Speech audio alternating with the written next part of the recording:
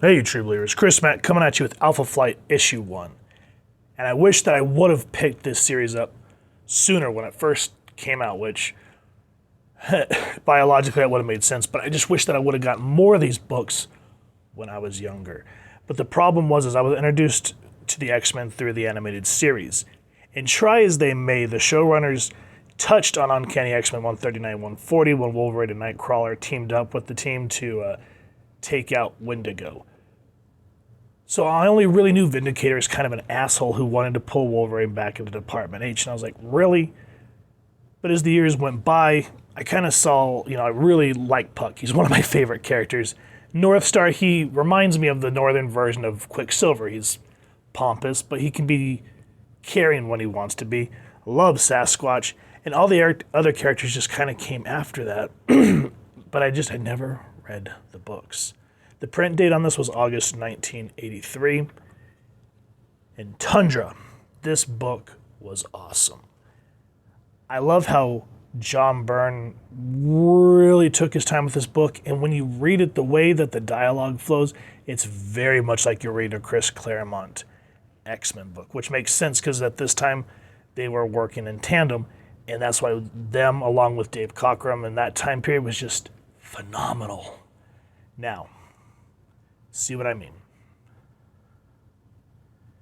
You are witnessing the death of a dream. And look at that.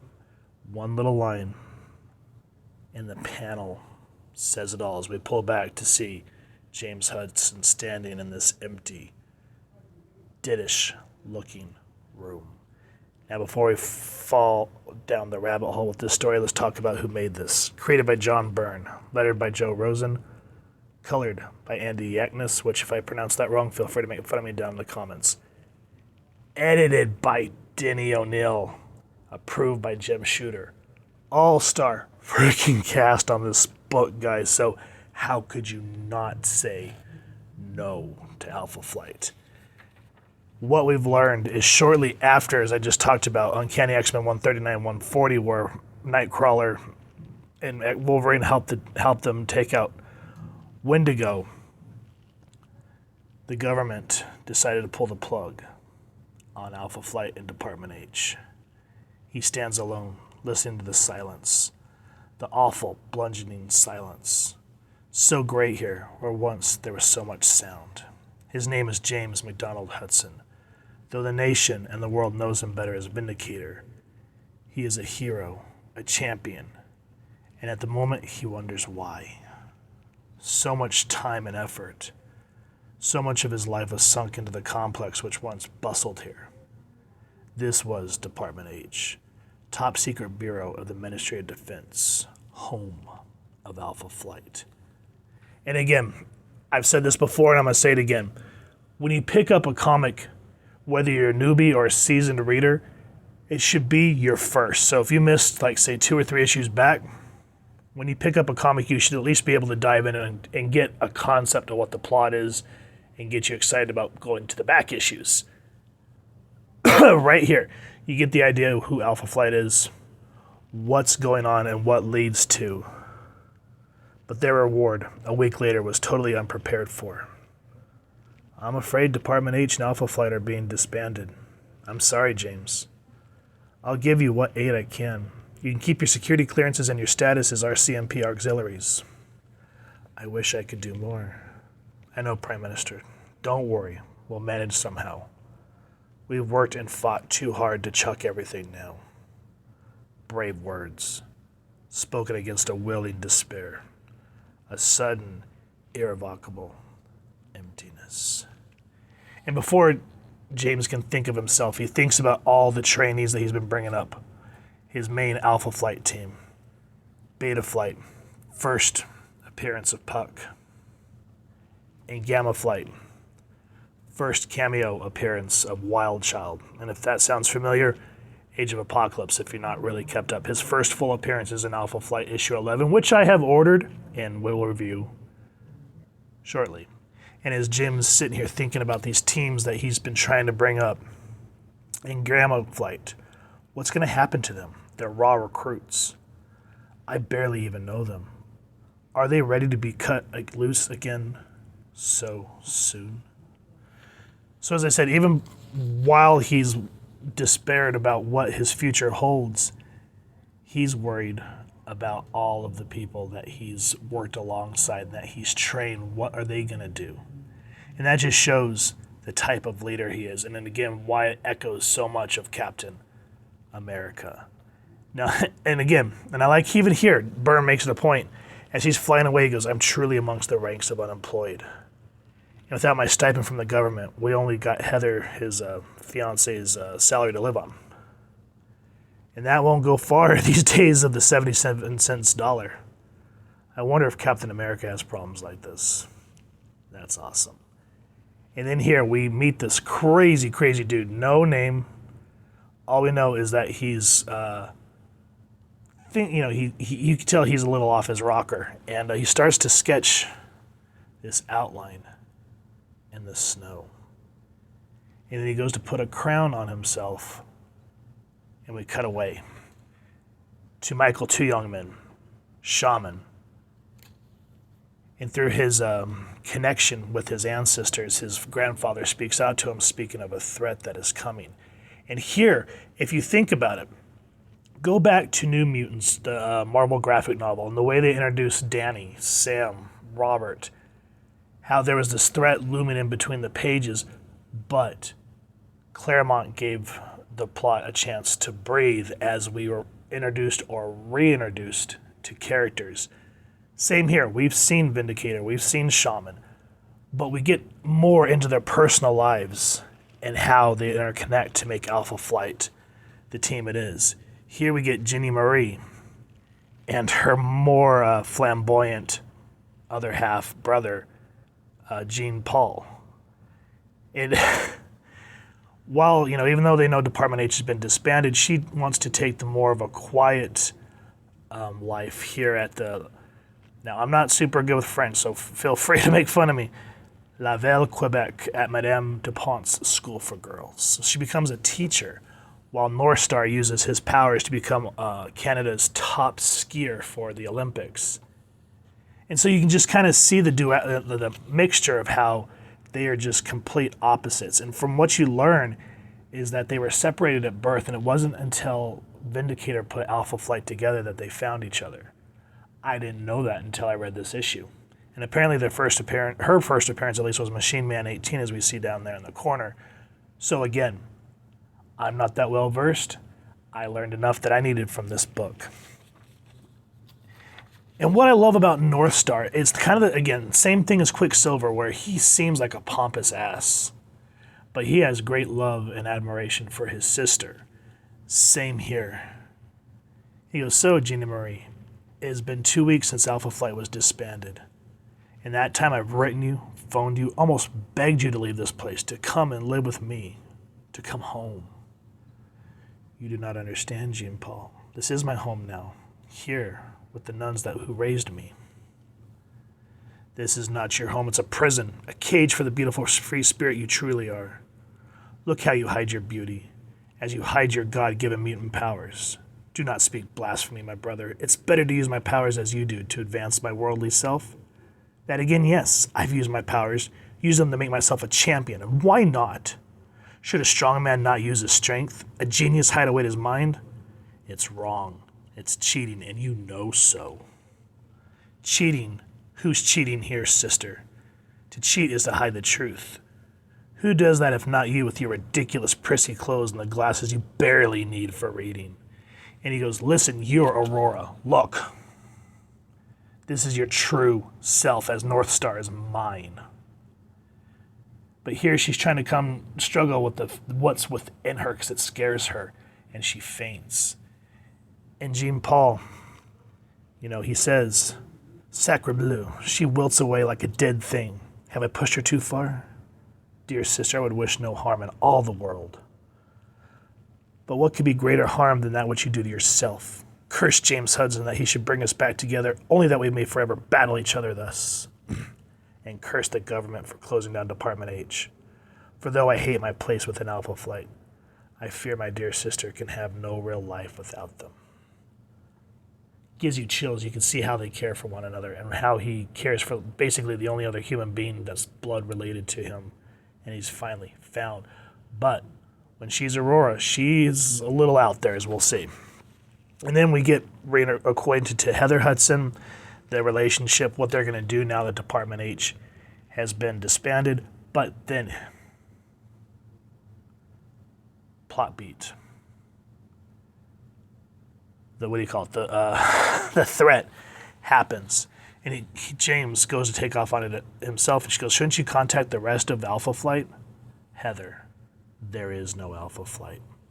But what I love about her is, just like any mate should, she builds him up and supports him. And she goes, I ain't taking this. And she calls the rest of the team.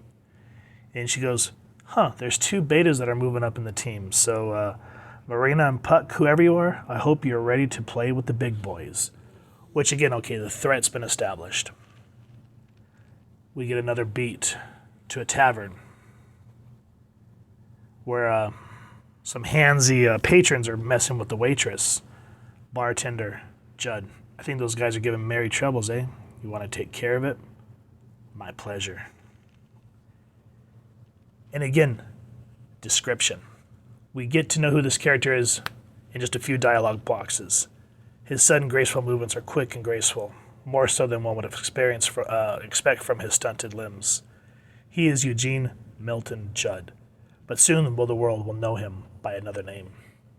Modern comics would not do that. They don't pace like this anymore. I've read number 1s and I'm like, what the hell was the point of this? There's no threat. There's no real introduction. It's just people that we already know just standing around talking. There's no threat. There's no stakes. There's nothing. Here we're getting stakes and we're getting reintroduced and introduced to new characters all at once. And we see the power that Puck has, even though his stature may not be that of normal men. And while that's happening, we introduce to Marina her relationship with her partner, Sasquatch. And you kind of see that he's still not completely comfortable in this form. He says it's not as painful, but I'm getting used to this new physiology that my body transforms to. And then we're introduced again to Snowbird. I think that's her name. Yeah, I think I'm right. If not, it is what it is. And then boom. Right after we're introduced to the last member of Alpha Flight, hand rumbles. And look at this. Oh my God. This is something that you would see from like Jack Kirby, Steve Ditko, or Sal Buscema at this time, or even Dave Cockrum. That right there, my friends. When Stan Lee used to say, go to your local comic shop and say, make mine Marvel, this is what we meant. This is when I say make mine Marvel, this is what I'm looking for. Holy crap, that is gorgeous. And we see how big this threat is. I live, my limbs growing strong. The land bears its hidden power unto my body. I am Tundra, and I am the death of all that lives, the final doom of all. My ancient enemies fear me, land of the north. Your last days now walk again. Hell yeah. And so here we're seeing how Jeannie Marie is a complete polar opposite of her brother, where North Star is more, it's hard to describe.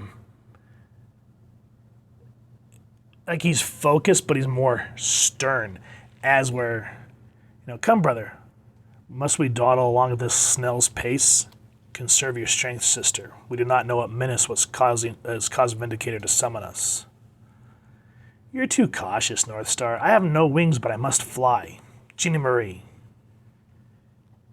You are a Chinese puzzle, sister. You are boxes within boxes, each more perplexing than the last.